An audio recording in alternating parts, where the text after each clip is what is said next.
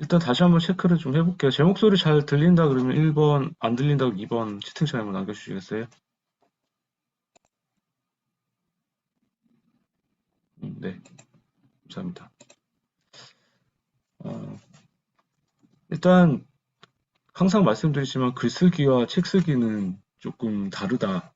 근데 우리는 그냥 글쓰기를 일단 생각을 좀 하고, 일단 근데 글은 잘 쓰세요. 지금 다들 보면은 뭐, 시간이 좀 없어서 짧게 쓰시는 것 같기도 하고, 시간을 좀 내면은 길게 쓰시는 것 같기도 하고, 강의 선배님도 그렇고, 다들, 다른 분들도 그렇고.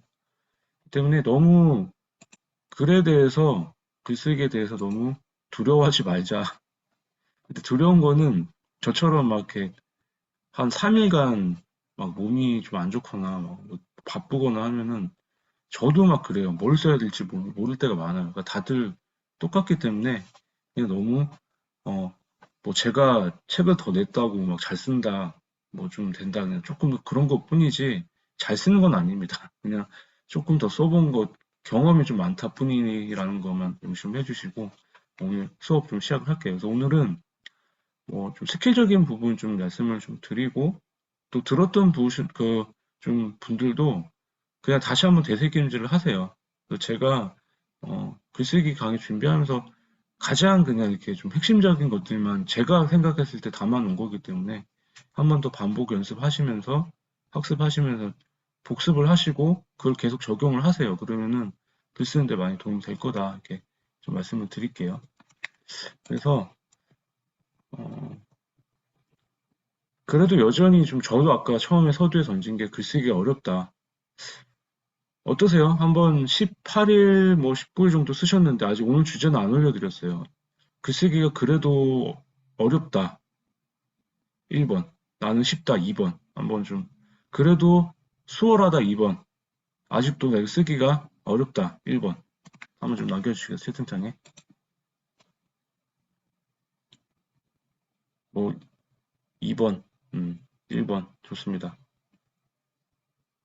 뭐 그러니까 자신이 그냥 솔직하게 말씀해 주세요. 저도 아직 어려워요. 근데 글이라는 게 다른 거는 진짜 뭐 책도 독서도 그렇고 어떤 것도 이렇게 하다 보면 익숙해지는데 일단 익숙해졌어요. 글쓰기도. 근데 계속 쓰기는 어려운 게 왜 그럴까? 이게 한 네 가지로 나눠봤는데 선배님들이 일단은 뭐 강희 선배님도 지금 내가 봤을 때는 좀 현재 상태를 잘 내려놓기 때문에 좀 어, 쓰기가 쉽다라고 저는 이렇게 생각이 좀 들었어요. 어제 글을 다 읽으면서. 근데 아직도 대부분 사람들이 나의 현재 상태를 인정하지 못한다. 그러니까 내려놓지 못하기 때문에 이게 글을 쓰다 보면은 내 이야기를 써야 되는데 내 이야기를 써도 되나? 이거 아닌데? 계속 망설이게 돼요. 그러다 보니까 글이 막 끊기는 거죠. 그럼 결국에는 다른 데서 어떤 뭐 주제나 이런 짜깁기밖에 안 돼. 남의 이제 글을 갖고 와서 남의 이야기를 갖고 와서 쓰다 보니까 어떻게 보면 좀 그냥 어디서 많이 봤던 글이 될 수 있어요. 근데 그게 나쁜 글이 아니라는 거고 제가 생각했을 때는 요새는 내 일상이나 어떤 조각이나 경험을 쓰는 것이 가장 좋은 차별화된 글인데 아직 나를 내 상태를 다 인정을 못하기 때문에 쓰다가 말다가 적용을 못하고 이런 게 많다라는 거예요. 그러니까 일단은 글쓰기는 항상 말씀드리지만 그냥 있는 그대로 나의 것을 다 보여준다고 생각을 하셔도 좋은데 너무 막 좀 저기 무덤까지 가져가야 될 막 이런 뭐 치부 같은 거는 솔직히 드러내는 건 좀 그렇죠. 그런 거 말고 그냥 적당히 적당한 선에서 내 현재 상태를 좀 내려놓고 그런 거 솔직하게 좀 가감 없이 자기 스토리를 썼을 때 그게 글쓰기가 조금 수월해질 수 있다. 그리고 두 번째로 이것저것 다 쓰고 싶은 거예요. 이제는 좀 쓰기가 수월해진다고 생각하니까 익숙해지니까 주제를 딱 줬는데 이것도 넣고 싶고 저것도 넣고 싶고 그럼 어떻게 돼요? 글이 막 섞이고 막 난잡해져요. 말은 어때요? 말도 막 많아지고 막 계속 하다 보면 어때요? 핵심이 없어져요. 말을 막 하다 보면 중구난방 되잖아요. 이 말했다, 저 말했다가. 그렇기 때문에 글도 그냥 한 가지 주제만 드렸으면은 한 가지 주제만 그냥 심플하게 쓰자. 뭐 행복에 대해 썼는데 불행에 대한 막 이렇게 2개 쓰고 막 텔레비전 드라마를 보자고 했는데 뭐 영화 얘기를 쓰고 이렇게 쓰지 말자는 거예요. 그래서 이것저것 그냥 다 쓰고 싶다. 그 생각 때문에 잘 못 쓰니까 한 가지 주제만 쓰자. 그리고 세 번째, 3번, 4번이 같은 말이에요. 3번에 잘 쓰려고 하기 때문에 또 그런 거죠. 제가 항상 말씀드렸죠. 채팅창에 적어보세요. 초고는 쓰레기다. 아, 초고는 양을 채우는 원고다. 한번 써보세요. 초고는 양을 채우는 원고다.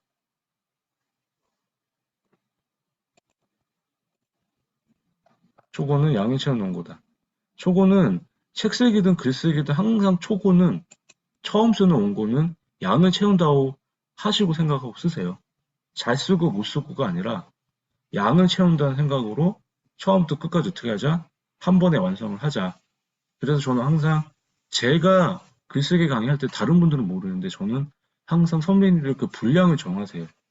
그 닥치고 글쓰기의 가장 큰 목적이 그 분량을 정해놓고 쓰시라는 거예요. 자기만의 분량을 정해놓고 하루에 5줄만 쓰겠다. 하루에 한 장을 쓰겠다. 그런 걸 딱 정해놓고 쓰셔야 선배님들이 24시간 일상생활 하시면서 하는데 근데 그걸 어떻게 하자? 일단 하나라도 분량을 정해놓고 양을 채운다고 생각하고 일단 적자. 그리고 나서 우리 양을 채웠으면은 그냥 주무세요. 퇴고는 다음날 하셔도 되니까. 굳이 오늘 초고 쓰고 또 글 고치고 올리고 이런 걸 다 하지 마시고 그냥 하루에 맞는 분량만 채우시라는 거예요. 그래서 한 번에 잘 쓰려고 하지 말고 한두 줄 쓰다가 계속 지우지 마시고 아시겠죠? 쓰다가 지우고 쓰다가 지우고 하면은 그게 더 글쓰기가 더 어려워지는 지름길이다. 그래서 우리는 어떻게 하자? 일단은 그래서 많은 작가들이 이런 얘기를 합니다. 오클리 홀이라는 작가도 일단은 글을 많이 썼기 때문에 문장을 떠올리기 위해서는 소리 들리세요? 머리가 아프겠죠. 방망이로도 내 머리를 쳐야지 뭐가 나오겠죠. 그죠? 그리고 존 스테백이라는 사람도 첫 줄을 쓰는 것은 어마어마한 공포이자 마술이며 기도인 도시의 수줍음이다. 이게 뭐냐? 첫 줄 쓰는 것 자체가 힘들다라는 거예요. 그러니까 막 아무것도 생각이 안 나고 백제 공포란 말이 있잖아요. 그리고 토마스 만이라는 사람도 작가는 다른 사람들보다 글쓰기를 어려워하는 사람들이다. 우리는 누구다? 우리는 매일 쓰는 사람들이라고 말씀드렸어요. 제가 매일 쓰는 사람이 누구라고 했어요? 작가는 매일 쓰는 사람이 작가라고 했죠. 선배들 매일 쓰고 계시죠? 우리는 다른 사람들, 일반인들보다 매일 쓰는 획수가 많은 거예요. 그 당연히 오를 수밖에 없죠. 그죠? 매일 쓰는데 쉽게 쓸 수도 있는데 매일 써보세요. 쓸 수 있는 글감이 정말 많을 줄 아세요? 한정돼 있어요. 그렇기 때문에 우리는 매일 쓰는 사람들이기 때문에 글쓰기를 당연히 어렵다. 이렇게 하고 마음을 좀 편하게 먹으셔라. 그래서 결론은 뭐냐? 내가 쓰고 싶은 주제 한 가지에 집중해서 어떻게 하자? 초고를 끝까지 완성하고 양을 채워서 고쳐 쓰고 고쳐 쓰자. 그게 글쓰기의 가장 기본적인 원칙이다. 아시겠죠? 심플하게 한 가지 주제에 집중해서 양을 채우고 고쳐 쓰자. 이게 핵심입니다. 그래서 글쓰기가 어렵다고 하시면은 처음에 쓰실 때 조금 동기부여를 좀 해보자. 잠재의식에 좀 심어보자라는 얘기예요. 조셉 머피 박사 책들이 많죠? 뭐 10억을 커피 한 잔의 명상으로 10억을 번 사람들 이 책은 꼭 보세요. 제목이 좀 어렵긴 하죠. 커피 한 잔으로 10억을 번 사람들 그 책이 있어요. 그 책은 아마 자기 개발하는 도서 하시는 분들은 한 번씩 꼭 읽어보세요. 동기부여나 명상할 때 잠재의식에 대한 힘에 대해서 가장 좋은 책이니까 거기서 갖고 온 거예요. 그래서 저는 이 세상에서 가장 멋진 글을 쓰는 작가라고 글을 쓰기 항상 생각을 합니다. 아, 내가 되게 멋진 작가다. 오늘은 내가 정말 뭐 유시민, 뭐 장석주, 뭐 이어령 이런 김종원 이런 작가들보다 내가 오늘 더 잘 쓸 수 있다. 이렇게 생각을 하시는 거는 한 저는 10분 눈을 감고 이렇게 생각을 해요. 이게 잠재의식 뇌에 집어넣는 거잖아요. 동기부여를 하는 게. 뇌라는 게 계속 생각을 하는 거니까. 그래서 그렇게 해서 쓰면은 잠재의식에 무의식에 내가 정말 대단한 작가라고 생각하고 쓰는 거예요. 그래서 처음에 한번 그렇게 해보자. 그리고 항상 얘기하지만 사실 내가 지금 강희순 선배님 뭐 자꾸 예를 들어서 하는데 그 글을 보고 제가 좀 며칠 전에 좀 약간 먹먹한 게 있더라고요. 선배님의 그 인생 스토리도 사실 그렇게 막 좀 평범하지가 않으신 것 같아서. 근데 그게 누군가에게 보잘것없다고 하지만 나한테는 선배님 보실 때 근데 그거 자체가 누구한테는 남한테는 도움이 된다. 자신만 솔직한 얘기가 다른 사람들한테도 어떻게 한다? 굉장히 도움이 되고 위로가 될 수가 있다. 그렇기 때문에 우리는 그런 생각을 하고 글 쓰기 전에 생각을 하자는 거예요. 그리고 어제보다 오늘은 어떻게 하자? 글쓰기로 업글할 수 있다. 2019년 트렌드 코리아에서 2020년 트렌드 코리아에서 나왔던 그 용어죠. 가장 이제 업그레이드하는 인간으로 해서 글쓰기 자체도 어제 못 썼으면은 오늘 조금씩 쓰면서 계속 올라가자. 해서 어제 못 썼으면 오늘 더 쓰면 되는 거고 오늘 못 썼으면 내일 더 잘 쓰면 되는 거고. 그래서 그렇게 조금씩 그런 동기부여하는 마음을 갖자. 제 책에도 써놨잖아요. 그래서 그렇게 한번 글을 쓰기 전에 이런 방법을 써보시면은 좀 더 수월하게 쓸 수가 있다. 마음가짐에 대한 문제니까 잠재의식과. 그래서 한번 그렇게 해 보셨으면 좋겠다라는 거요. 그래서 오늘은 이제 첫 번째 이제 스킬에 대한 말씀을 드릴 거예요. 글쓰기가 또 어렵다고 느끼는 거라면 항상 프레임을 만들지 않기 때문에 그래요. 구성 방식에 대해서 생각을 안 하고 그냥 쓰기 때문에 생각이 어려운 거예요.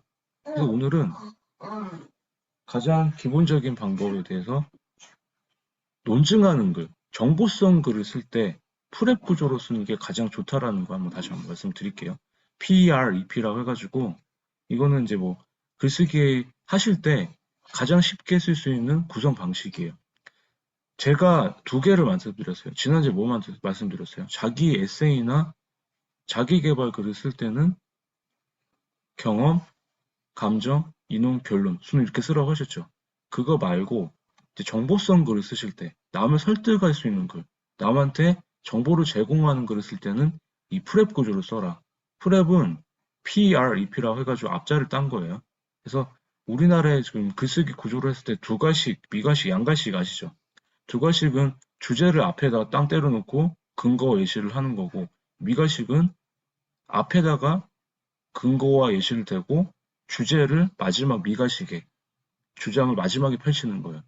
근데 가장 글쓰기 초보자들이 쉽게 쓸 수 있는 방법은 양갈식이에요. 이게 양갈식이 프렙 구조예요. 두 번 다 어떻게 하자?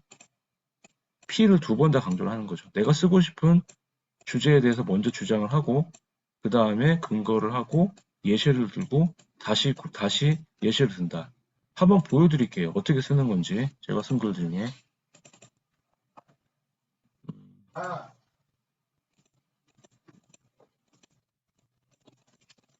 제 책 그 보이시죠? 제가 쓰는 방법이 되게 그냥 간단해요. 그 제 거 보시면은 음, 이런 구조가 이런 거구나 해서 한번 보면은 제가 이제 6월 달에 썼던 글인데 글쓰기 근육을 키우는 세 가지 뭐 이거를 닥치고 글쓰기 책에 넣었다가 못 넣었어요. 마지막에 그 원고를 쓰는 바람에 보세요, 선배님들. 이게 프레 구조로 쓴 거예요. 근데 프레 구조로 쓸 때 너무 앞에가 밋밋하니까 제가 앞에 요거는 하나를 넣은 거예요. 그냥 그 비교를 해가지고 제목 자체가 뭐였어요? 글쓰기 근육을 키우는 세 가지 방법인데 이제 근육을 키우는 게 그냥 내가 바로 이렇게 시작해도 돼요. 바로 요것만 시작해도 되는데 양이 좀 짧으니까 앞에다가 살이 너무 찌긴 했어요. 그래서 운동을 해야 된다라는 얘기를 들었고 그래서 비교를 한 거죠. 살을 쪄야 되는 근육 운동을 해야 된다. 이런 거를 하나 넣고 그 다음에 이제 여기서 뭐 글쓰기 근육 기성 어떻게 하냐. 이게 프로의 구조거든요. 그럼 보면은 근육을 키우는 세 가지가 필요하다. 이게 제가 말하고자 하는 주제잖아요. 포인트. 이게. 그런 다음에 그런 다음에 위에 P가 나왔죠. 그런 다음에 보통 쓰실 때 그 R이 이제 R을 지금 리즌을 근거를 3개를 지금 쓴 거예요. 그래서 선배님들 강의 많이 하시거나 스피치 많이 하시는 분들 보면은 이렇게 정보성 강의할 때 보통 3가지 근거를 대가지고 3가지 근거에 예시를 소개하고 다시 한번 주장을 하는 게 스피치에서도 일반적이잖아요. 글도 그렇게 쓰시면 돼요. 정보성 글에 대한 것도. 그래서 박준 선배님도 그냥 지금 처음 말씀드리지만 그 나중에 공무원들 제가 이제 지금 잡고는 있는데 그 글을 초고로 쓰실 때 방법을 알려주는 글들은 이렇게 쓰시면 돼요. 나열을 하시면 되는 거예요. 선배님도 그냥 그 방법은 다 알고 계시죠. 방법을 알고 있는데 그 한 줄을 뭘 해야 된다 한 다음에 실제적인 방법을 쭉쭉쭉쭉쭉 이렇게 서술하시면 돼요. 그게 글이 양이 늘어나는 거니까 그렇게 쓰시면 굉장히 쉽게 쓸 수 있다. 근데 그 설명은 뭐다? 선배님 직접 하셨던 방법을 다 쓰시면 되는 거예요. 어디 가서 뭘 찾았고, 내가 여기서 어떻게 면접을 받고, 뭐 이런 것들을. 자기 경험이 그냥 들어가면 되는 거니까. 그게 선배님이 하셨던 방법이고, 실제로 시험 보는 방법 틀리니까. 그렇게 한번 생각을 해보시면 좋겠다는. 그래서 P, 그 다음에 R을 3개를 썼어요. 그 다음에 이게 2가 되는 거예요. 그 리즌에 대한 많이 경험 읽어야 한다. 이런 거에 대해서 다양한 책을 읽으면 머릿속에 글감을 채워넣자. 그 다음에 마지막에 다시 P. 다시 이 3가지를 하고 그래서 글쓰기 근육을 3가지를 키워야 한다.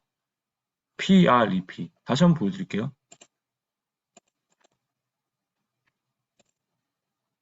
이 글만 보는 거예요. 글쓰기 근육을 키우는 3가지 방법이 주제예요. 이게 P예요, P. 그래서 제가 3가지를 소개하겠다 하고 P죠, 이게. 처음 P예요. 그 다음에 많이 경험하고 읽어야 한다. 이게 R이 R. 근데 R을 어떻게 썼어요? 3가지를 나열한 거예요. R을. R1, R2. 그다음 이게 이그젠플 예시가 되는 거예요. PRE 그죠? 그 다음에 어떻게 하자?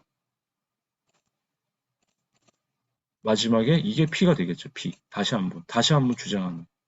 그래서 프랩 구조는 이런 식으로 정보성 글, 남을 설득할 수 있는 글을 쓸 때 가장 많이 쓰는 기본적인 방법이다. 아시겠죠? 그래서 이렇게 한번 글을 써보시면은 선배님들이 어떻다? 그 실용서나 재테크 책 같은 그런 책을 쓸 수가 있다는 방법, 노하우 책들을. 그래서 전자책을 쓰는 분들도 이런 식으로 쓰시면 돼요. 그래서 강희 선배님 같은 경우도 피아노 학원을 하고 계시니까 피아노를 치는 방법에 대해서 쫙 나열해가지고 이런 식으로 써보시는 거예요. 피아노를 잘 치는 법, 뭐 피아노로 뭐 건반을 어떻게 올리는 법, 이런 노하우 방법들 있잖아요. 그 방법들을 주제를 쓰신 다음에 거기서 세부적인 근거를 3가지를 만드세요. 그 다음에 그 3가지가 있죠. 그러니까 피아노 건반을 잘 치는 법 있으면 뭐 손가락 어떻게 올리냐, 뭐 올리냐 그런 근거를 만드시는 거예요. R. 그 다음에 E가 그 방법을 3개, 4개를 만들었으면은 그거에 대해서 쭉 풀어서 쓰시면 되는 거예요. 그래서 제 닥치고 글쓰기 책 보면 다 그렇게 돼 있잖아요. 방법이. 그게 프로젝트 구조로 쓴 거예요. 그렇기 때문에 선배님들, 특히 박찬 선배님도 특히 노하우 쭉 3장, 4장 나중에 하지만 그런 식으로 쭉쭉쭉 그 제 구조대로 쓰시면은 좋다. 그래서 그 방법을 가장 많이 쓰시는 분이 누구냐면 뭐 선배님도 잘 아시는 김종원 작가님이죠. 인문학으로 유명하신 김종원 작가님이 그 방법을 제일 많이 쓰신다. 그래서 저도 제가 프랩 구조에 대해서 이런 식으로 많이 쓰는 거예요. 그래서 프랩 구조랑 처음에 말했던 경험, 감정, 인용, 결론. 그 2개는 기본적으로 갖고 계세요.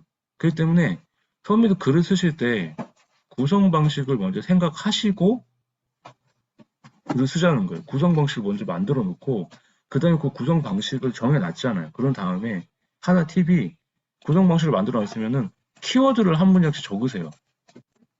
뭘 넣을 건지. 그 다음에 그 글을 쭉 길게 살을 붙여서 길게 느릿느릿 쓰면 어떻게 된다? 글이 길어지겠죠.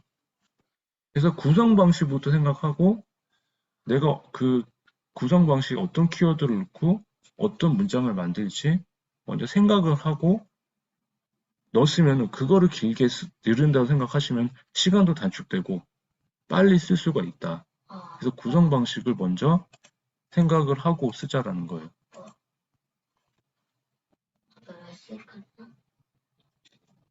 그래서 구성 방식을 갖고 변환을 하면은 다양하게 쓸 수가 있다. 그래서 책 하나 더 소개를 해드릴게요. 글쓰기 책이 많아요. 제 책도 있지만 가장 시중에 나와 있는 책 중에 강원국의 글쓰기라는 책, 강호 작가님 아시죠? 강원국 작가님 쓰신 본인 이름의 글쓰기 책이 있어요. 강원국의 글쓰기라는 책.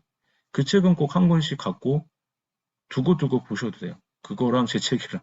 그래서 강호국 글쓰기 책에 보면은 그 이렇게 구성 방식에 대한 내용이 나오거든요. 그래서 그 구성 방식에 대한 내용을 보면은 칼럼을 쓸 때는 현상 진단 해법이라는 구성 요소를 쓴다. 칼럼이라는 건 어떻다? 그러니까 글마다 구성 요소가 다 다르다. 그래서 이렇게 소개를 해놨어요.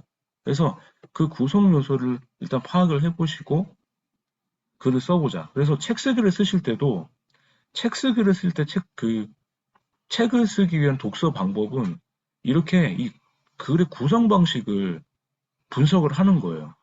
그래서 글을 잘 쓰려면은 선생님들이 칼럼이나 신문 같은 칼럼이나 책을 읽으실 때 이 저자가 어떤 구조로도 썼는지 파악을 해보세요. 그래야 이렇게 들어가는구나. 근데 저는 제가 그렇게 파악을 해가지고 만들었던 두 개가 프랩과 그러니까 프랩은 원래 있는 거예요. 프랩 구조와 그 경험, 감정, 인용, 결론 이 두 가지가 나한테는 제일 잘 맞는구나. 그래서 저는 그 프레임 안에서 제가 그 프레임 갖고 제가 응용을 해서 쓰는 거거든요. 그래서 보면은 칼럼은 현상 진단 해법으로 구성 요소로 이루어진다. 그렇기 때문에 칼럼 보세요. 문제점 먼저 얘기를 하죠. 그 다음에 진단을 해요. 그런 다음에 문제점 해결을 하죠. 이게 실용서, 자기계발서에 또 쓸 수가 있는 거예요. 이렇게. 그리고 아까 논증하는 글은 뭐였어요? 주장, 이유, 근거 의시, 재주장. 이게 P, R, E, P였죠. 프레코죠. 논증하는 글. 이게 프레코죠. 이게. 그죠? 그리고 어떤 글도 보면은 뭐 보고서 같은 거 많이 도입 방안, 연구 바보, 결과, 시사점, 결론. 회사 보고서는 보통 이렇게 쓰잖아요. 그죠? 그리고 심지어 교회에서도 기도문에는 찬양, 감사, 회개 이렇게 모든 게 프레임이 있다는 거예요. 그리고 에세이 글은 어려운 처지를 같이 공감하고 희망과 용기를 주는 그런 문구를 쓰고 이런 식으로. 그러니까 글이라는 게 제가 말씀드린 두 가지 그거를 기본적인 구성 요소로 보시고 이렇게 선배님들이 글 쓰기 장르마다 다양하게 쓰고 싶으면은 일단 그런 이런 구성 요소도 머릿속에 집어 넣으면 좋고 아니면은 글 쓰기 책을 몇 권 놓고 거기에 보면 이렇게 구성 요소들이 나올 거예요. 그거를 내가 오늘 쓰고자 하는 주제랑 연결시켜서 한번 구성 요소를 먼저 만들고 키워드를 먼저 적고 그 다음에 거기 살을 붙이면은 글이 길어진다. 이렇게 한번 말씀을 좀 드릴게요. 아시겠죠?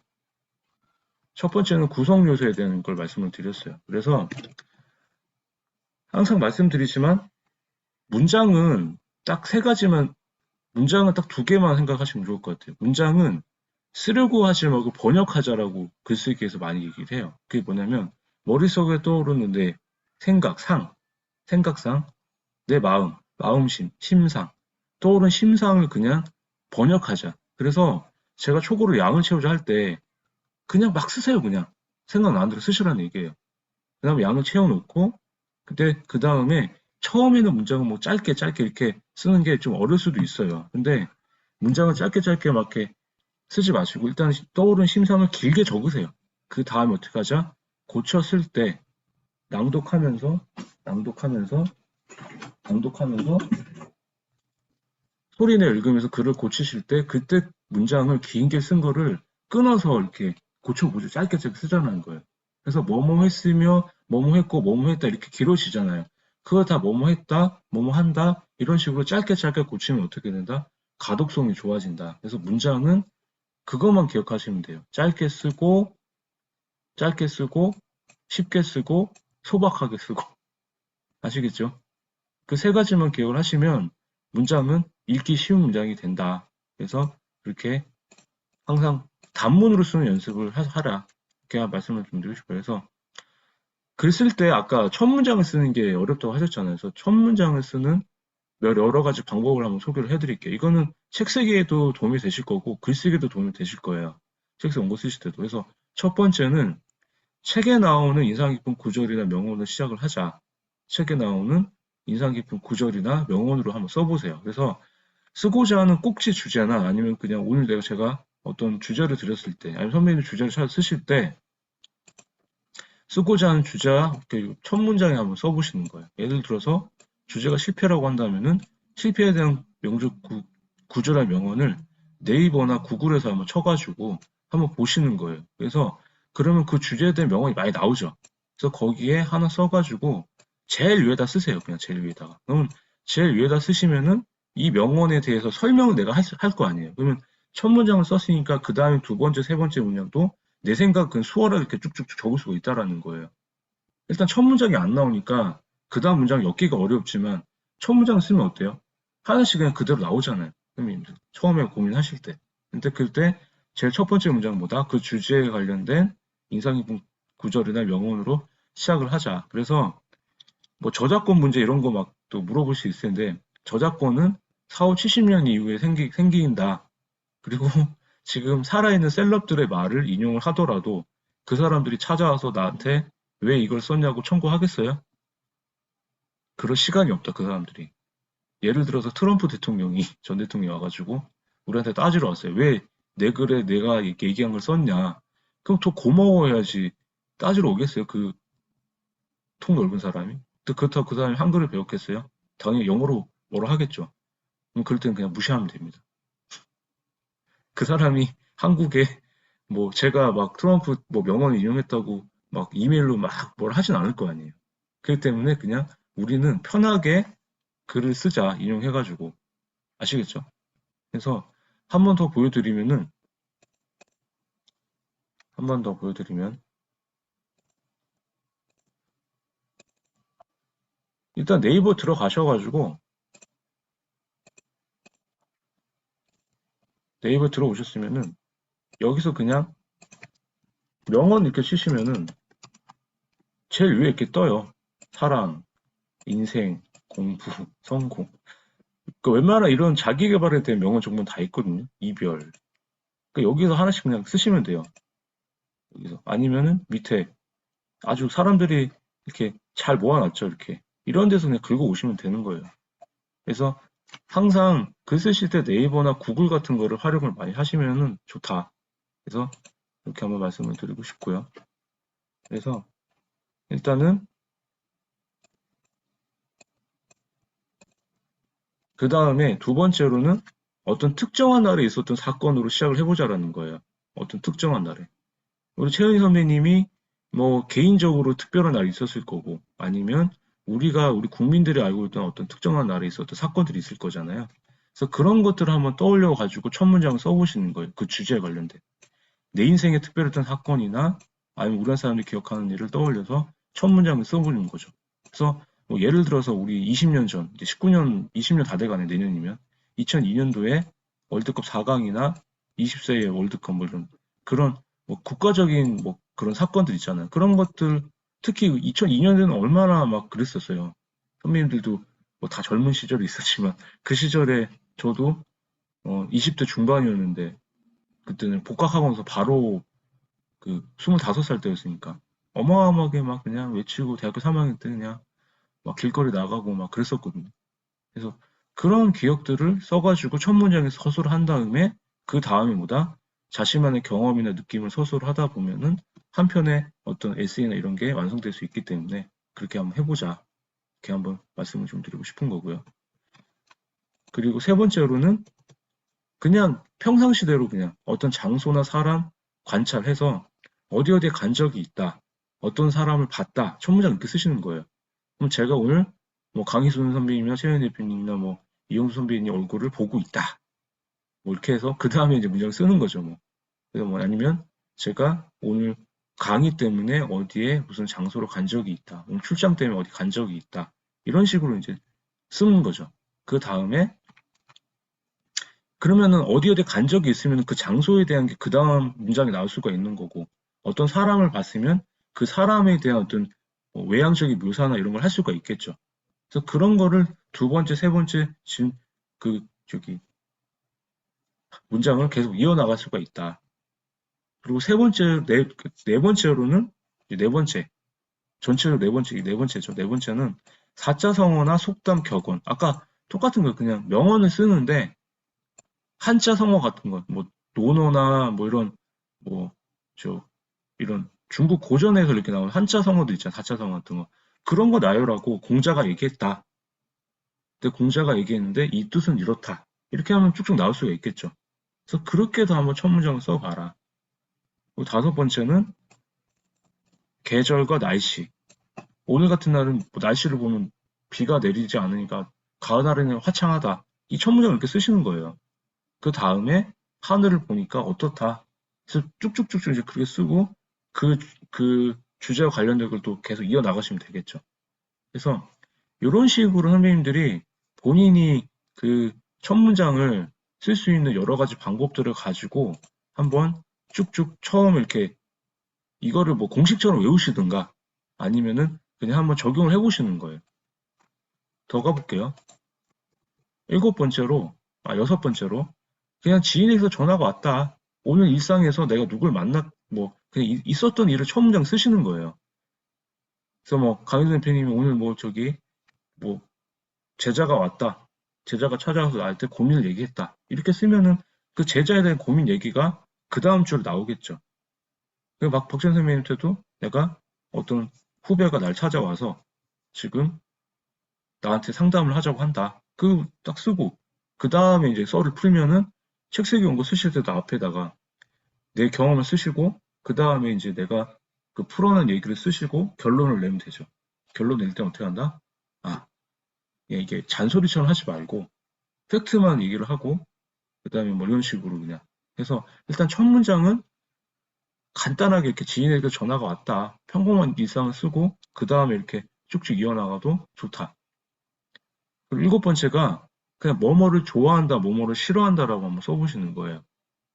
나는 누구를 좋아한다, 무엇을 싫어한다. 그러면 좋아한다, 싫어한다는 뭐, 그 다음 문장에 뭐가 나오겠어요? 왜 싫어하는지 그 이유가 나오겠죠. 그거를 쭉쭉 적어 나가시면 되는 거예요.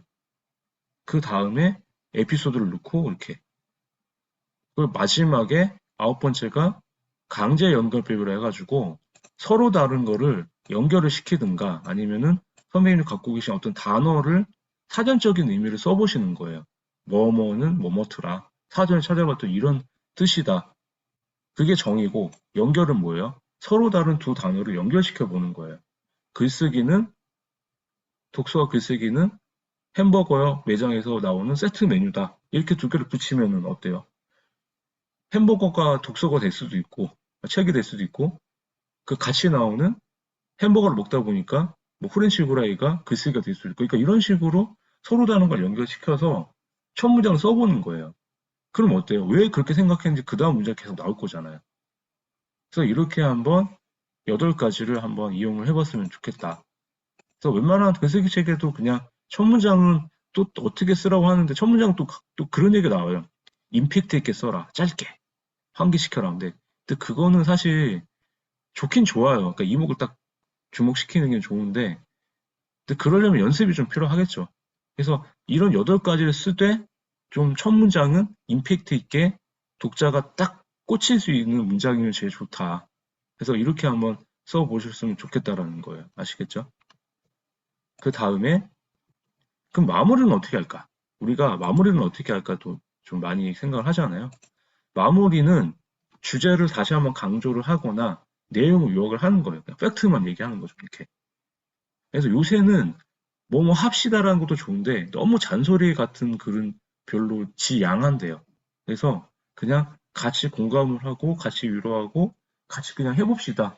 이렇게 응원하고 이런 마무리로 가는 게 좋다. 그리고 글을 쓰다 보면은 좀 뭐 이렇게 비틀거나 이런 거 좀 싶어요. 반전을 주고 이렇게 싶고 하는데 반전의 의미 같은 건 사실 좀 글을 좀 유쾌하게 쓰거나 좀 재미있게 쓰시는 하시는 분들이 있으면은 뭐 소설을 쓰신다 하시는 분들은 이런 걸 많이 쓰시면 좋을 것 같은데 상당히 어렵습니다. 이건 사실. 그 전체적으로 스토리가 있고 마지막에 비틀어야 되잖아요. 근데 이게 생각보다 쉽지가 않아요. 근데 만약에 강희순 선배님이 글을 쭉 쓰다가 되게 진지하게 쓰신 거예요, 이렇게. 자기만 인생 스토리를. 그러다 마지막에 일어날 때 꿈이었다. 이래버리면 이런 게 반전일 수도 있는 거예요. 근데 되게 좀 허탈하죠. 그런 드라마들 많았잖아요. 뭐 옛날에 뭐죠? 그 박신양하고 김정은 나왔던 파리의 연인 같은 것도 나중에 결국엔 끝에 꿈이었다. 이제 얼마나 막 그 결말이 막 조각처럼 그랬잖아요. 뭐 이렇게.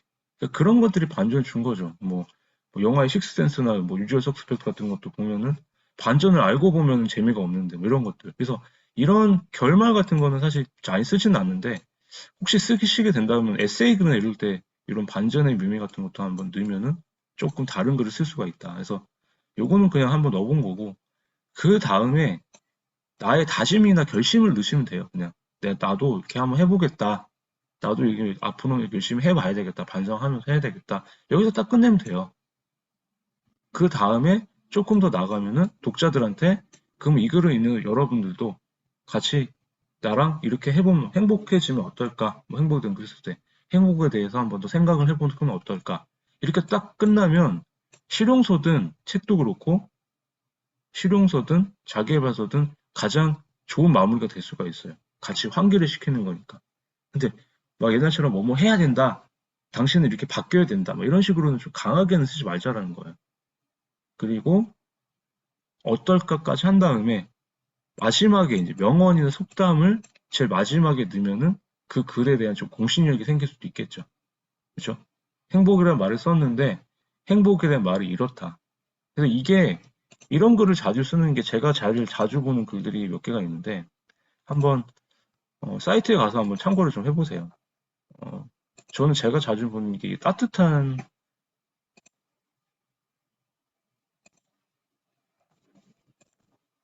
따뜻한 하루라는 글이 있어요. 이 따뜻한 하루. 그 편지가 있는데 이 글이 되게 짧게 짧게 써가지고 선배님들한테 동기부여나 그 간단간단하게 블로그에 쓰실 때 가장 좀 롤모델이 될 수 있는 글이에요. 저도 이 글을 보고 많이 저는 글을 늘리거나 제가 갖고 오고 이렇게 변환을 많이 하거든요. 이 보시면은 버킷리스트라고 해가지고 딱 보면은 구조가 어떻게 돼 있냐. 영화 버킷리스트 얘기를 쓰는 거예요. 이게 뭐예요? 경험을 쓰는 게 경험. 경험을 쓴 거예요, 경험을. 내가 본 영화, 이 사람들도 버킷리스트에 대한 내용을 쓴 거예요.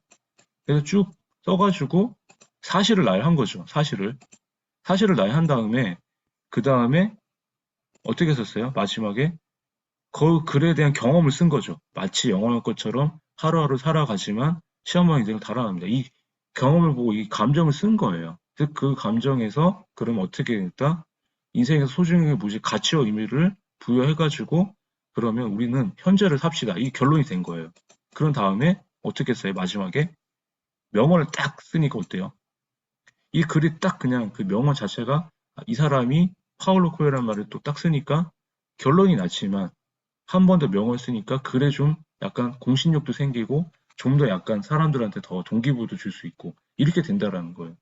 그래서 이런 마무리도 괜찮다. 그래서 항상 저는 만약에 이 따뜻한 하루라는 이 사이트가 있어요.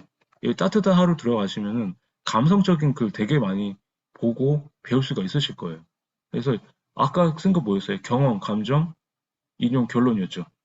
그, 근데 짧은 글이잖아요. 근데 그거를 조금 더 길게 쓴다고 생각하시면은 좀 더 쓰기가 수월하다.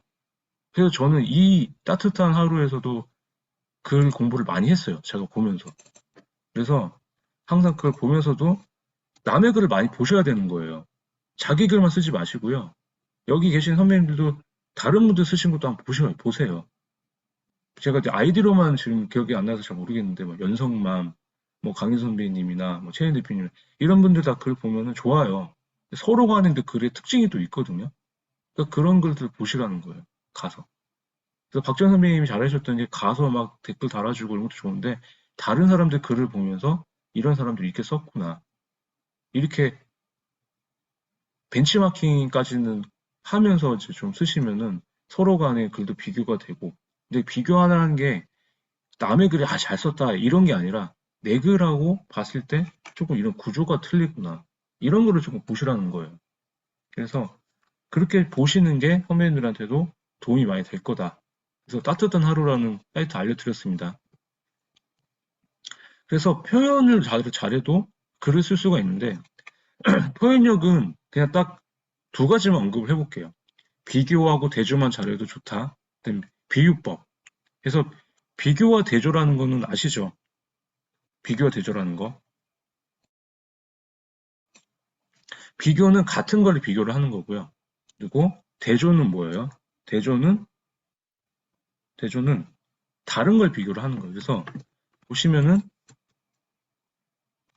운전과 글쓰기를 비교한 거예요. 그러니까 이거는 여기도 강원국의 글쓰기에 나오는 걸 인용을 한 건데 저도 강원국의 그 글쓰기 책을 보면서 많이 공부를 했었어요. 그래서 그 책에 있는 걸 적용을 많이 하다 보니까 거기에 파생돼서 제 경험을 쓴 게 닥치고 글쓰기 책이거든요.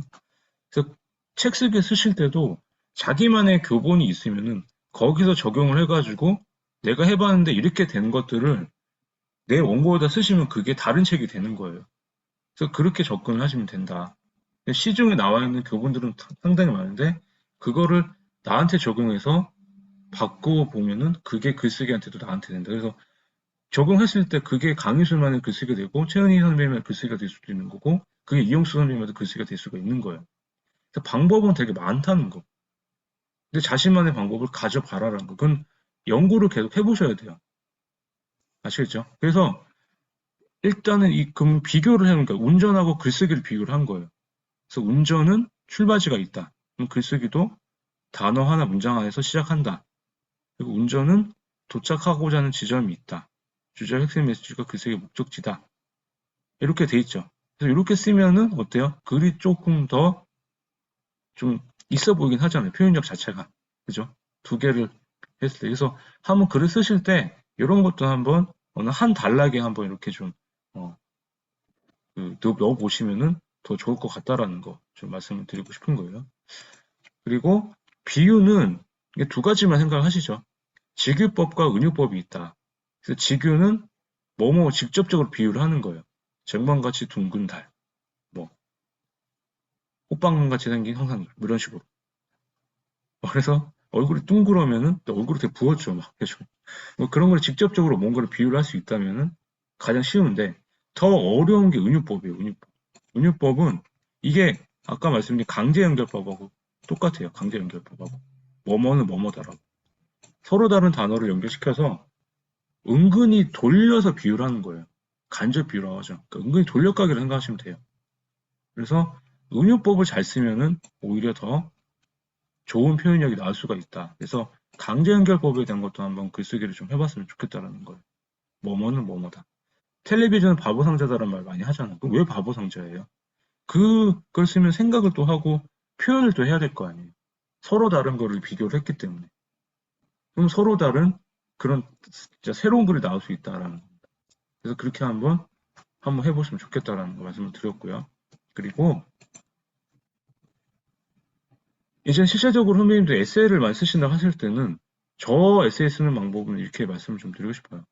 나이가 적든 많든 누구나 슬프고 좋았던 인생이라는 게 기억들은 다 있으실 거예요. 좋았던 추억이나 아팠던 기억들이. 그런 거는 진짜 아팠던 것들이나 안 좋았던 기억들은 트라우마로 남을 수도 있고요. 좋았던 기억은 평생 못 잊을 기억으로 남을 수가 있어요. 그래서 그거를 기억이 잘 나지 않는다면은 그때의 기억을 한번 떠올려 보시는 거예요. 그래서 종이를 꺼내가지고 간단히 무슨 일이 있었는지 메모를 하시는 거예요, 이렇게. 그래서 그거를 주제를 이제 정해서 가지고 그런 소재가 많이 만들어진다. 그래서 글쓰기나 책쓰기 소재에서 에세이 책 쓰실 때는 그냥 내 일상에서 아니면 예전에 내 인생의 추억담에서 아니면 아팠던 경험에서 그런 거를 꺼내시면 돼요. 내 얘기를. 그래서 그런 주제를 정해놓고 어떻게 하자? 그 장면들이 떠올 수 있게 자세히 묘사를 하시는 거예요. 그래서 첫 줄은 아까 뭐라고 했어요? 좀 흥미를 끌거나 시선을 집중시키는 문장으로 시작을 하고 그 다음에 이 사건이 왜 일어나게 되는지 배경을 언급한 다음에 이제 그 경험이나 에피소드는 어떻게 하는 데서 시간 단위로 묘사를 하자 그랬죠. 왜? 독자들이 이걸 읽으면서 생생하게 묘사를 할 수 있게끔 그렇게 해야지 에세이가 된다. 그래서 에세이랑 일기의 차이점은 뭐다? 일기는 나열한 거밖에 안 돼요. 내 거를. 근데 에세이는 이렇게 경험이나 에피소드를 시간 단위로 잘 묘사를 해서 독자들이 상상을 하게끔 만들어 놓고 독자한테 메시지를 전달하는 거죠. 공감하는 메시지나 어떤 같이 할 수 있는 키워드를 메시지 같은 걸. 그런 걸 넣었을 때 에세이가 된다. 그리고 에세이는 일단 솔직해야 돼요. 강효선 선배님만의 에세이, 최은희 선배님의 에세이가 되려면은 자신만의 솔직한 감정이 잘 전달이 돼야지 잘 쓸 수가 있다. 그래서 선배님들 쓰신 글들 중에 에세이 글로 좀 제가 좋았던 게 무서웠던 뭐 추억, 무서웠던 기억, 경험을 하나씩 쓰라고 하시는 주제가 있었어요. 근데 그 주제는 제가 봐도 굉장히 잘 쓰셨어요, 다들. 보면은 막 묘사를 잘한 거예요. 그러니까 글은 그렇게 쓰시라는 거예요, 에세이라는 거. 굉장히 사람들이 막 뭐 귀신이 쫓아온다, 뭐 이렇게 뭐 누가 막 뭐 어떤 남자가 막 쫓아온다 이런 되게 스릴감 있게 막 쓰잖아요. 막 뭐 대화체도 쓰시고 막 그러셨잖아요. 그렇게 쓰셔야 사람들이 읽을 때 몰입감도 있고 집중이 되는 거예요.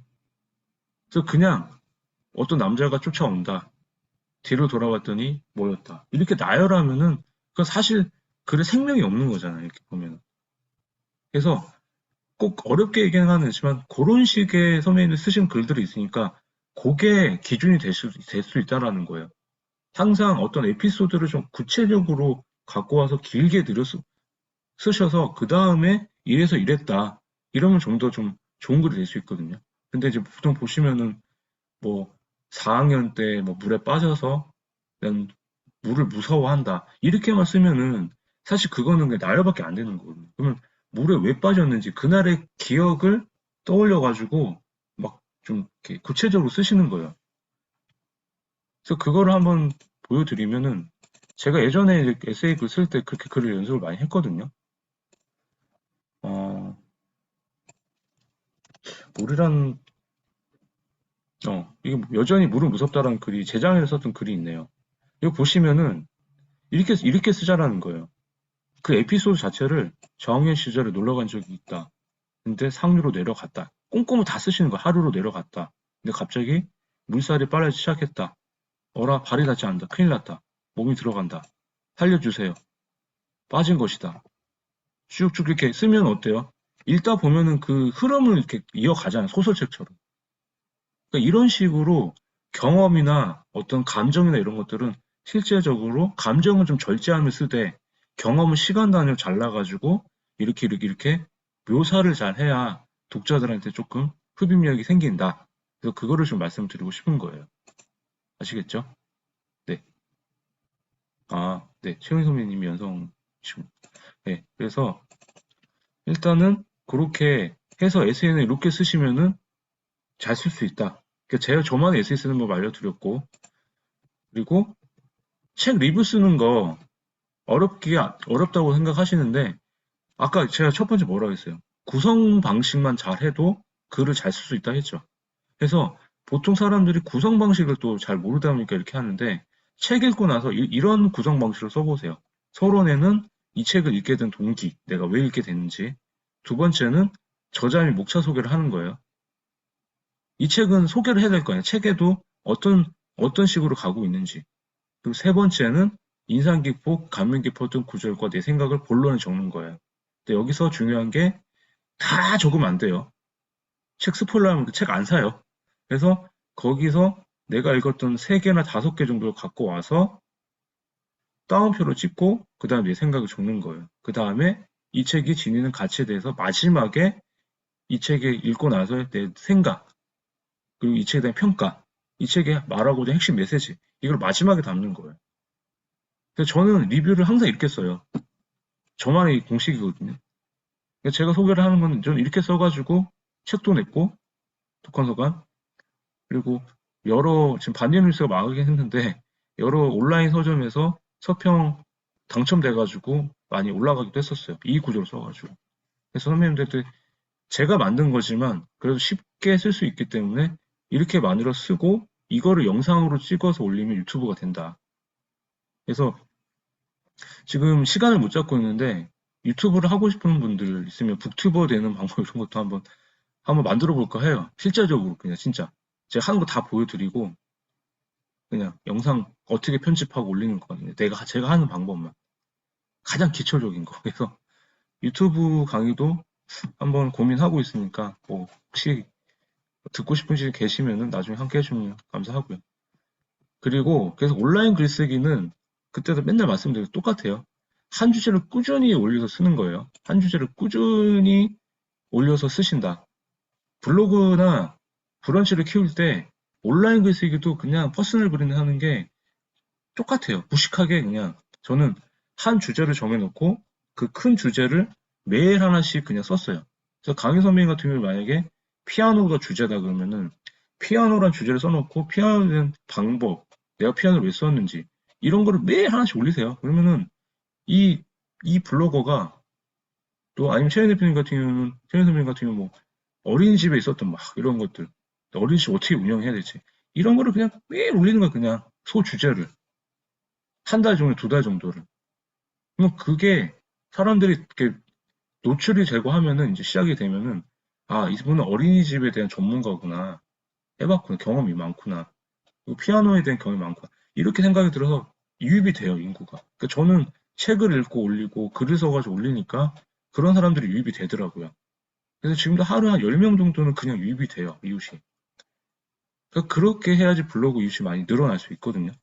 그러니까 본인의 정체성이 뭔지부터 블로그 주제부터 잡고 그 주제를 메인으로 잡고 나서 그 다음에 서브로 일상을 올리든 뭐 감사일기를 쓰든 이렇게 올리시면 돼요. 블로그 키우는 거는. 일단 메인 줄기가 있어야 돼요. 그리고 꾸준하게 뭐 이틀에 하나씩이라도 포스팅을 하세요. 어렵지 않더라면. 그래야 사람들이 찾아옵니다.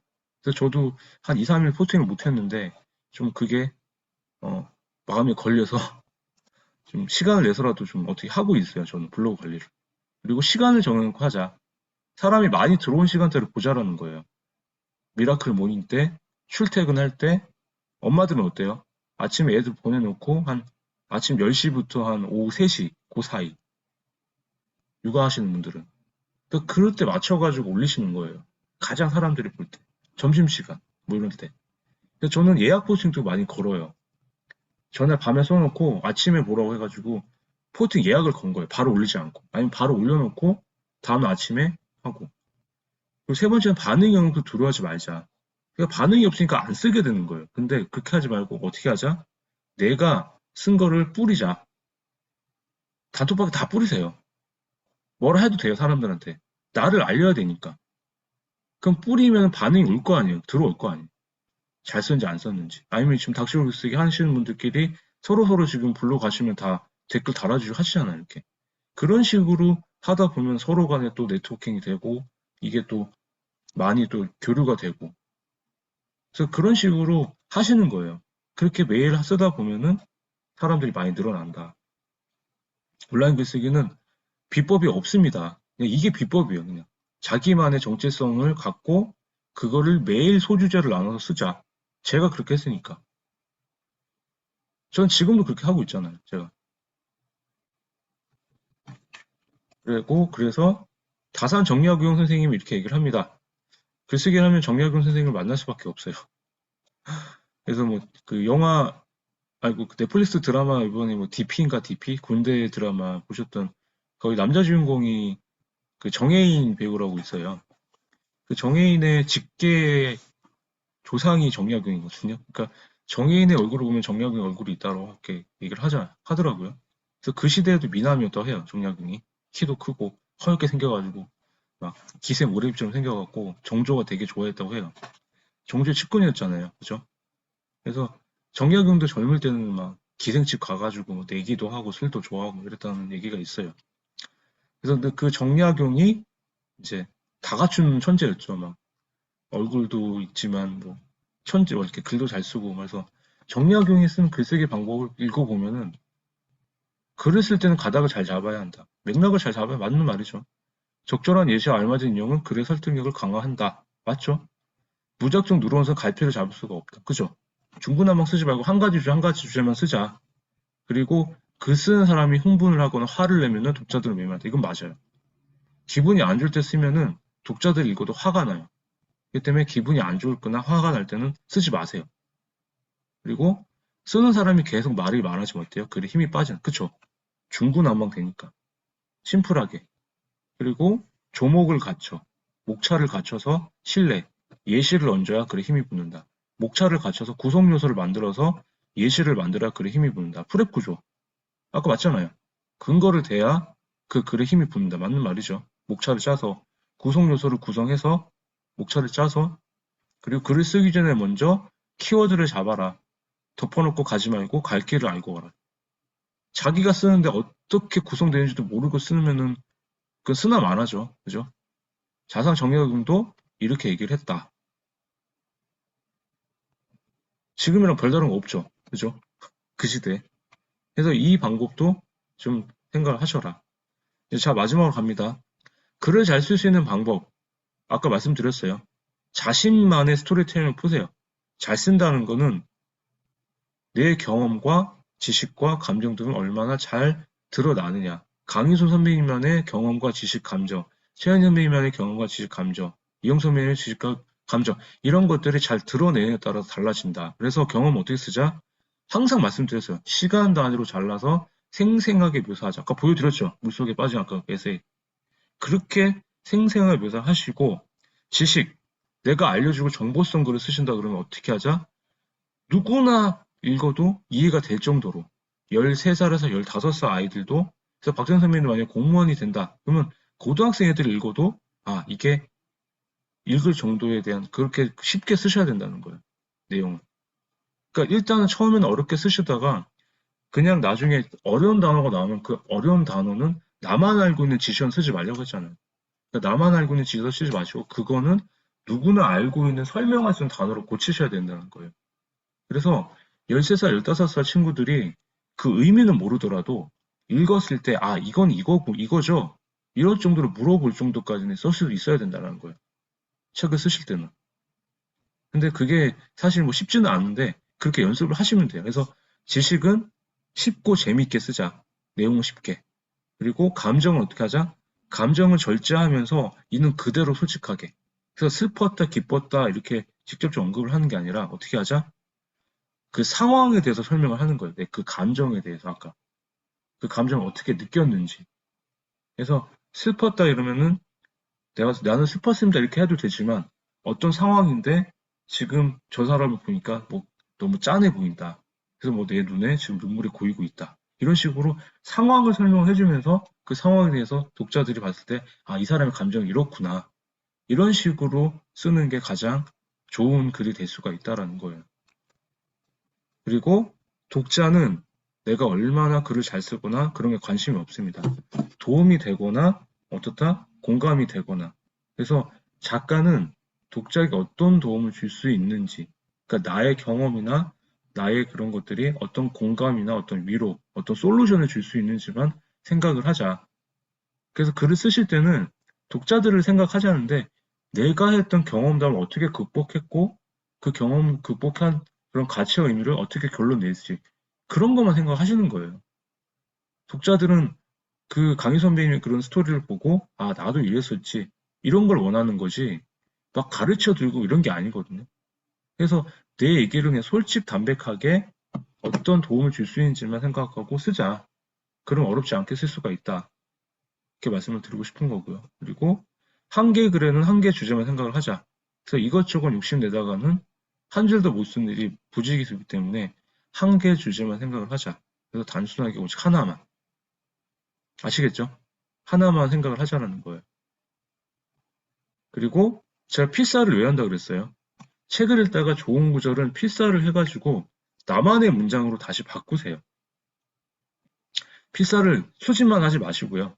좋은 문장을 선배님한테 쓰실 때 어떤 글 쭉 쓰시다가 자기 상황에 목적어나 주어를 제 이름 바꿔서 최현 선배님 같은 경우는 뭐 연성 뭐 자기 닉네임을 뭐 넣든지 뭐 강 선배님도 어떤 책을 읽었을 때 뭐 글쓰기 뭐 책 중에 좋았던 게 있다 그러면 그걸 갖고 와서 그대로 넣어도 되고 그대로 넣지 말고 그냥 내 나를 바꿔가지고 단어를 바꿔서 한번 이렇게 넣어보자는 거예요.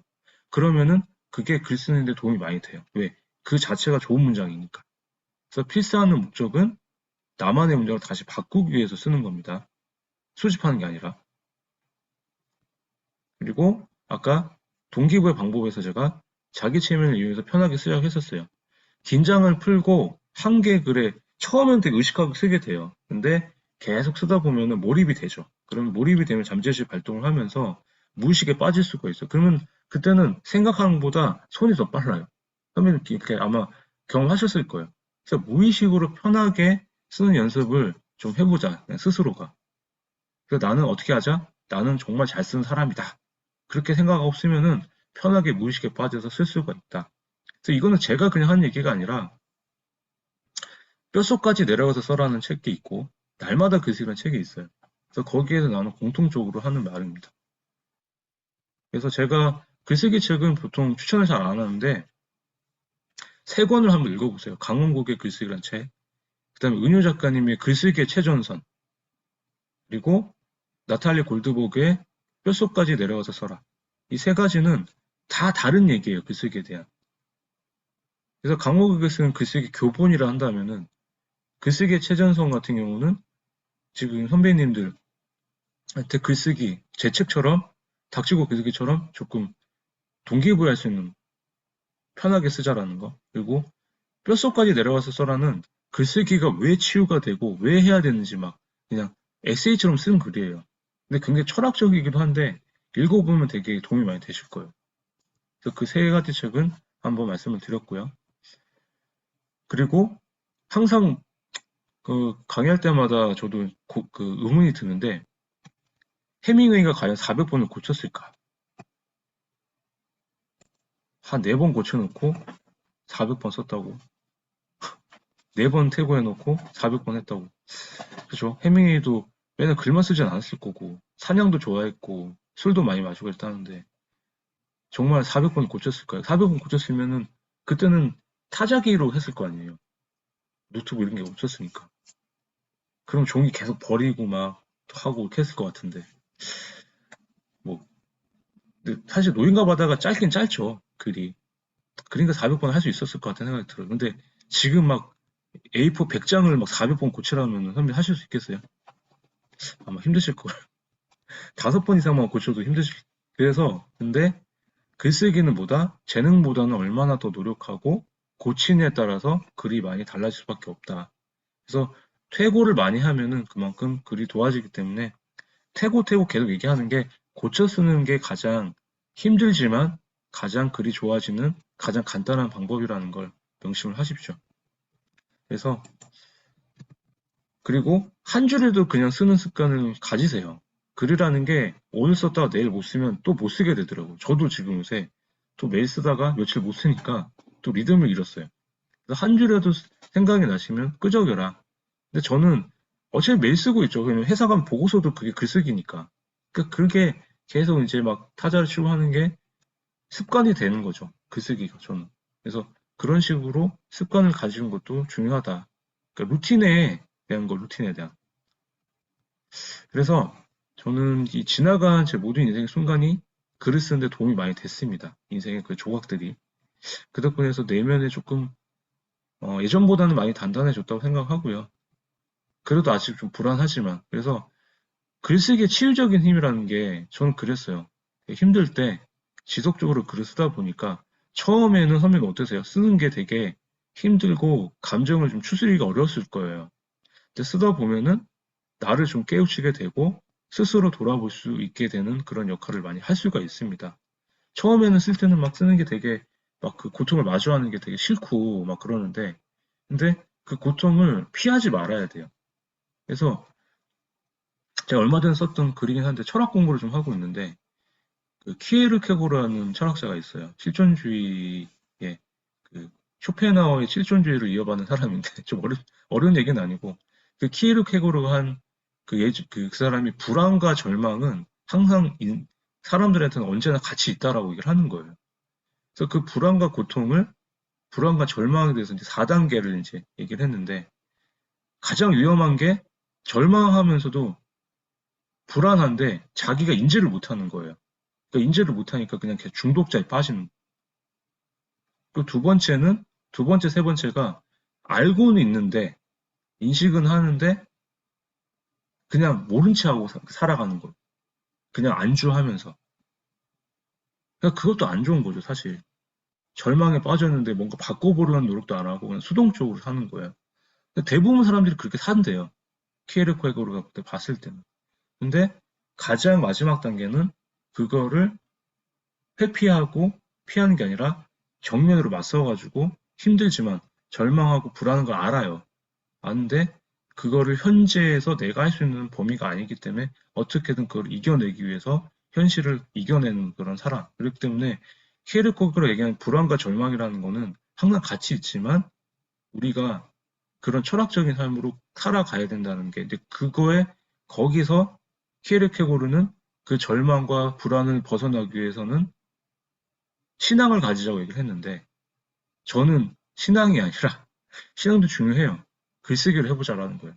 그게 치유적인 글쓰기의 힘이다. 그래서 쓰다 보면은 이게 글쓰기를 통해서 내 내면이 바뀌고 나다운 삶을 살 수 있다.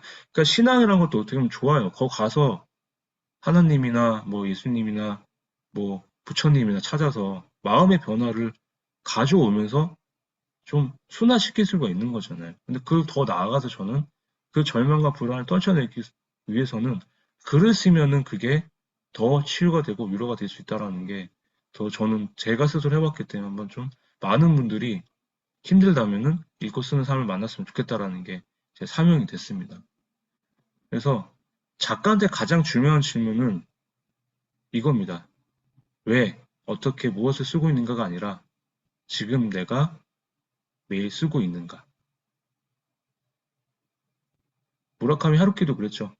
매일 쓰고 있는 사람이 작가라고 했어요. 이 사람도 그랬고. 제가 말을 하는 것도 있지만 그냥 앉아서 뭐든지 양을 채워야 되기 때문에 김종원 작가님도 매일 50페이지 글을 쓰신대요. 왜? 자기가 작가이기 때문에 글을 쓰는 사람이기 때문에 작가는 글을 쓰지 않으면 생명이 끝난다고 생각을 하셔야 돼요. 매일 쓰고 있는가에 대해서 작가가 되고 싶다면 질문하십시오. 그래서 글쓰기는 글쓰기를 통해서만 배울 수가 있고 글쓰기를 통해서만 실력이 늘 수가 있다. 그래서 나탈리 골드버그가 아까 말씀드린 뼛속까지 내려왔어라의 그 저자입니다. 그래서 그 책에 나오는 얘기고요. 맞는 말이죠. 뭐든지 실행하고 계속 해봐야 느는 거지. 해보지도 않고 어떻게 늘겠어요. 책도 계속 읽어봐야 되는 거고 투자도 계속 해봐야 되는 거고.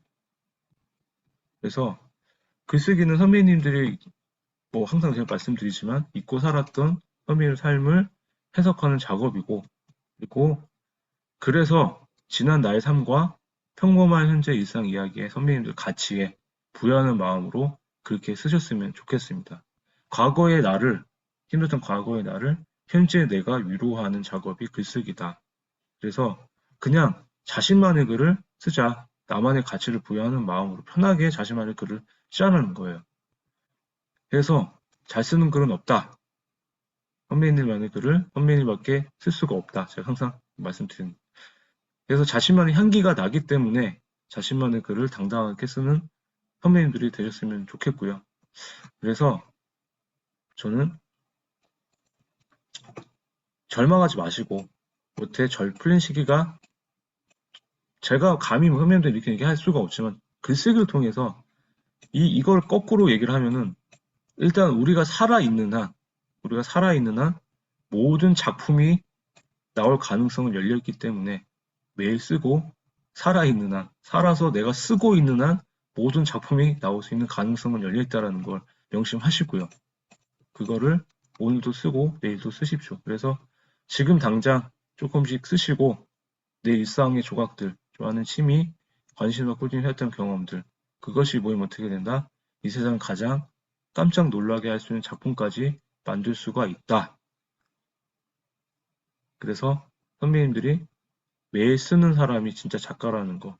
그리고 앞으로는 문해력이 읽고 쓰는 사람을 만나서 문해력을 갖고 있는 사람이 상대적으로 더 문화적으로 더 우위에 있을 거라는 거. 왜? AI가 나오면서 책을 안 읽어요, 사람들이. 그리고 이제 사람들이 했던 직업들이 다 대체가 될 거예요. 아마 인공지능으로. 그럼 새로운 또 직업들이 나오겠죠. 그러면 결국에는 융복합 시대에서 내가 갖고 있는 인문적인 소양과 내가 갖고 있는 기술력들이 합쳐지면은 그걸 갖고 남는 사람들이 독특해지는 거거든요. 그러니까 저도 사실 어떻게 보면 좀 독특한 이력을 갖고 있어요.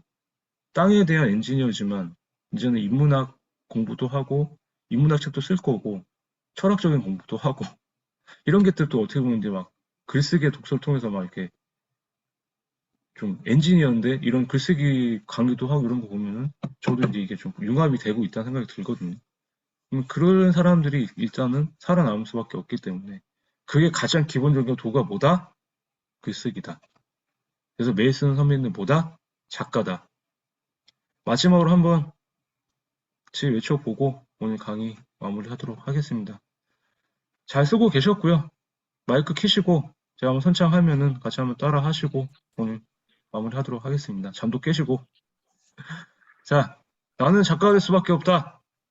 나는 나는 작가가 될 수밖에 없다. 없다. 될 때까지 쓸 작가가 거니까. 될 거니까. 왜? 될 때까지 쓸 거니까. 왜? 될 때까지 쓸 거니까. 쓰실 수 있죠? 하실 수 있죠? 네.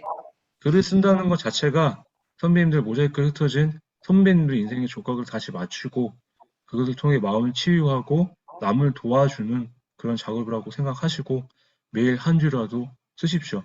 그게 이번 닥치고 글쓰기의 가장 중요한 모토가 될 거고 매일 쓰시는 선배님들이 진짜 작가라는 걸 명심하시고 오늘 2주차 강의 여기서 마치도록 하겠습니다. 잘 들어주셔서 감사하고요.